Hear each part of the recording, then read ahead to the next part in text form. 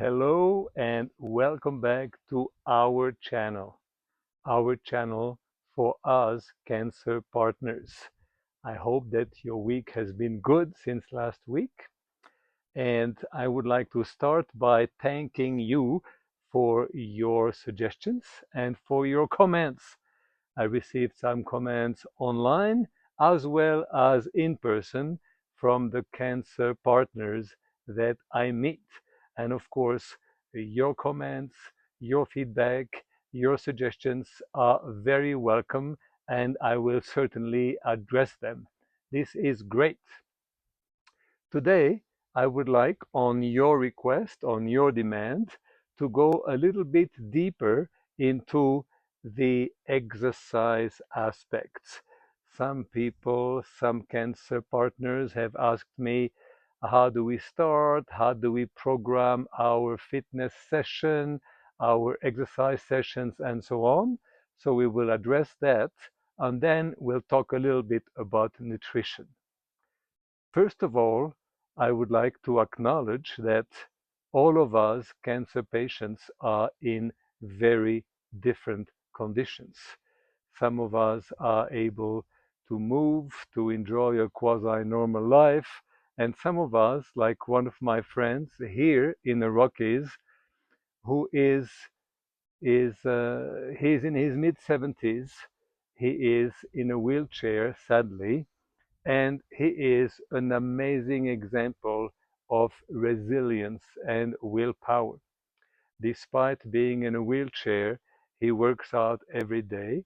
His upper body with light dumbbells for his arm, for his shoulders, and on the weekends, he has a three-wheel bicycle, and he takes part not necessarily in bicycle races, but in bicycle tours, hand powered bicycle, and he would go and bike 30, 40 miles on the country roads on the weekend, despite being in a wheelchair. So there are always ways and means to overcome certain hurdles. And the key is not for us to become a world champion. The key is to start from wherever we are and to try to do a little bit more every week, a tiny little step. And this, after weeks and months, is going to make a huge difference. So the first thing is, I have been asked several times, how do we start with our exercise? How do we help our body recover? How do we help our body rebuild itself, heal itself better, faster as we undergo different types of cancer treatments? Again, whether it is radiation, where it is after a surgery or chemo and so on. First thing, get medical advice. Check with your medical professional, with your oncologist. In my case, my oncologist pushed me to work out. From the very start, even before to start my treatment, my oncologist encouraged me to work out, to exercise, and mentioned to me that exercise, whether aerobic or weight, has anti-cancer properties and is able to help the body recover faster. The first thing is, before any type of exercise, to warm up and to stretch. So whether it is my morning cardio exercise up and down the hill, I go on a 5K hike every morning, bringing my heartbeat to about 120. But of course, you need to stretch to warm up properly so that you don't really get hurt. And it doesn't matter if you start by walking 100 yards or a kilometer. The key is to keep going, to do it on a regular basis, ideally 4, 5 times a week, and to try to do a little more every week. as we mentioned last week, the heart is our main muscle, and to be able to exercise our heart somehow certainly helps. First of all, it strengthens the heart and it gets your blood and your fluids going. So, warming up, setting a goal, and going for some kind of cardio at your level, what you feel comfortable with, while again pushing yourself a little bit more every week. The other angle of physical fitness is what we call resistance exercise, weightlifting. Again, we have to adapt to our own personal conditions. I go back to the example of my friend in a wheelchair. He has an incredible upper body, super strong arms and shoulders. He lifts weights and he gets stronger as time goes by. So, first, of course, you check with your medical professional. Another colleague, a cancer partner, of course, asked for the assistance of a personal trainer for a few sessions before to understand what to do and how to do it. We have different muscle groups in a body, and one approach is to work the so-called upper body on one day and the lower body on the other day. And I would recommend, as you start using this type of programs, your upper body would mean chest, back, shoulders, and arms. So you can change the exercises and your coach or your personal trainer will help you, but to do a certain number of sets, ideally a minimum of 3 to 4 sets of exercise for each of those upper body muscle groups. Try to use a weight that enables you to do 12 to 15 reps. If you do less than 12 reps, then the weight might be too light. Sorry, maybe too heavy. For if you do less than 12 reps, the weight may be too heavy. If you go above 15 reps or you just keep going, then the weight is too light. Again, I have 2 personal trainers certificates, so I have a tiny little ideas about those matters. So you work the upper body. You could, for example, do 2 or 3 sets for your chest, 2 or 3 sets for your back, and 2 or 3 sets for your shoulders, for your upper body, and that's enough for a start. Then tomorrow you work your lower body and potentially with your arms. So you would do leg extensions, leg curls, maybe leg press if you are ambitious to start with. Again, 2 or 3, maybe 4 sets of leg extension or leg press.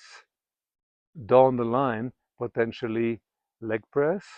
And then 2 or 3 sets of arm curls for your biceps and arm extensions for your triceps. And then you take a day off. Normally, if you follow this regimen, after your first day of upper body work, you will feel some soreness the next day. And after your day of lower body work, you will feel some soreness in your legs. And it is excellent. Soreness means that your legs are slightly damaged and they regrow stronger. So this is, to start with, what would be ideal. Further down the line, in 6 months, in maybe 1 year, you can go to the next step. That's what I do now. I work about 6 days a week and I really emphasize muscle groups. Today, for example, I worked purely on chest and triceps, nothing else. about 20 sets. And tomorrow I will do back and biceps again, about 20 sets. 20, and I really try to remain within 8 to 10 repetition for every set. But this is further down the line. The key, once again, is to do it on a regular basis, to push yourself, and to make sure that every week you do a little bit more. This is critical to help you rebuild your body and gain strength. I hope that this is helpful. Of course, and this is one other question, we need to eat more protein. Even if we don't exercise much, as we discussed last time, protein helps rebuild the body. And rebuilding the body as we undergo treatment helps our healing process. Personally, I don't eat meat. I never ate red meat, but we can get plenty of protein in many other ways. I eat 4 or 5 small meals a day. I highly recommend eating 4 to 5 small meals a day, and it doesn't have to be fancy. It doesn't have to be expensive. I don't cook. My wife is a great cook, but we don't really need to cook a lot.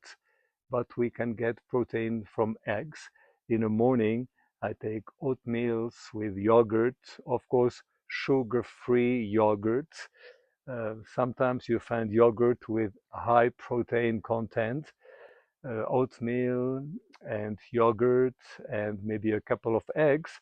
I tend to eat 2 or 3 eggs a day, but only one yolk and 2 or 3 egg whites a day. And as the day goes on, of course, in addition to a lot of vegetables, because vegetables are super rich in nutrients, one can get proteins from beans, from legumes, from pulses, as they are called in some parts of the world. And I do eat fish and chicken. A good chicken breast, nicely grilled with a little bit of mustard, for example. And again, fish doesn't have to be expensive. It can be sardines. Cold water fish generally has more good fat and good oils. So a can of sardines on a nice piece of bread is excellent. And sardines ideally would be packed either in water, in a can, or in virgin olive oil. Other oils are not ideal. Of course, you have salmon and other types of cold water fish.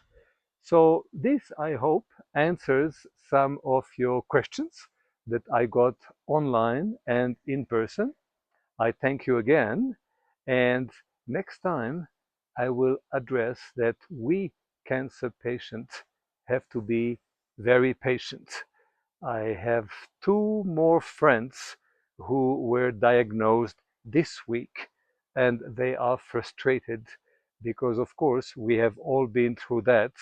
It takes a long time to get all the tests and biopsies and type of treatments. So we'll talk about the patience of patients next time. Thank you again. Keep in mind that you are like a candle. You can light up many, many more candles without losing any of your brightness. And until next time, I wish you health and happiness. Thank you.